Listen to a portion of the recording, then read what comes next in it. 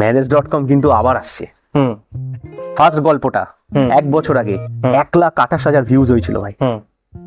তো এবারে কি মনে হচ্ছে কি হবে জানি না, আমার তো বিয়েটাই হবে না মনে হচ্ছে। দেখ তোর বিয়ে নিয়ে তো গল্পটা নয় রে ভাই। কার বিয়ে নিয়ে গল্প? আমার বিয়ে নিয়ে গল্প। আমি দেবাঞ্জনের ক্যারেক্টারটা করেছি। হ্যাঁ, তো তোমার বউয়ের নাম কি? বউয়ের নাম এইটা এই জন্য আমি অনু বলে ডাকি অন্বেষা। ও আচ্ছা,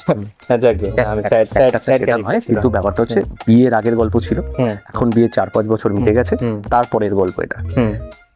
মনে হয় এবারে গল্পটা করবে।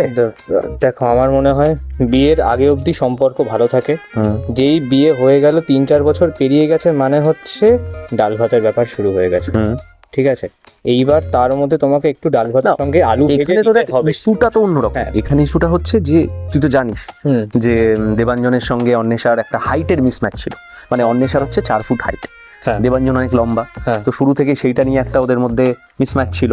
তো তারপরে দেবাঞ্জন ভালোবেসে ফেলে অন্বেষাকে বিয়ে দেওয়া হয়। আসলে এইটা ততক্ষণ অবধি ম্যাটার করে যতক্ষণ মানুষের মনের দূরত্বটা থাকে। মানে তুই বলছিস যে ভালোবাসায় হয়ে যায়, মানে ভালোবাসায় হাইটটা ফ্যাক্টর নয় আর কি। না, হাইট অফ লাভটা ফ্যাক্টর।